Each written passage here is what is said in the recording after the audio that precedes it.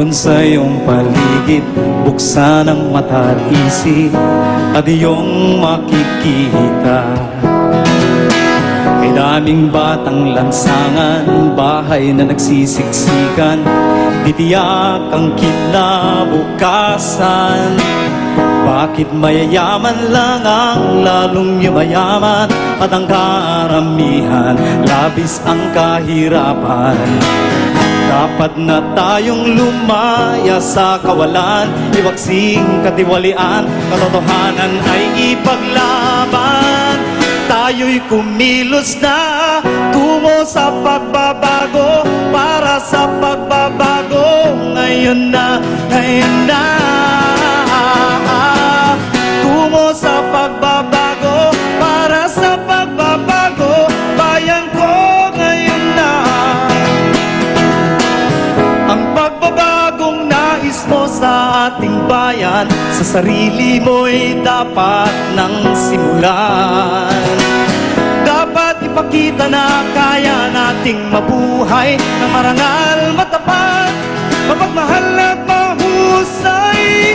Kaya't kumilos na tungo sa pagbabago, para sa pagbabago. Ngayon na, ngayon na. Tungo sa pagbabago, para sa pagbabago. Bayan ko, ngayon na. Yan. Bawat batay dapat na sa eskwela ng kinabukasan ay may pag-asa. Trabaho at bahay sa bawat Pilipino ng paglikas ay unti-unting mahinto.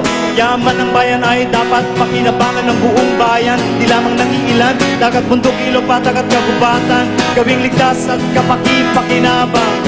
Katarungan ay dapat mamayani, mayaman ka man o mahirap ng uri. Utang ng bayan na bayad di na kinabang, dapat nang putulin at huwag ng bayaran. Karapatan ay dapat igalang, karahasan ay huwag pahintulutan. Digmaan ay dapat lunasan, kaunlaran, kapayapaan, pagkakaisa at wastong pamamahala ng pamahalaan. Kaya't kumilos na tungo sa pagbabago, para sa pagbabago. Ngayon na, ngayon na, ngayon na.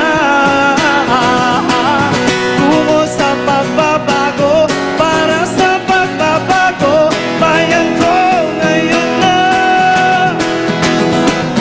Ang pagbabagong nais mo sa ating bayan, sa sarili mo'y dapat nang simulan. Dapat ipakita na kaya nating mabuhay ng marangal, matapat, mapagmahal na mahusay. Tayo'y kumilos na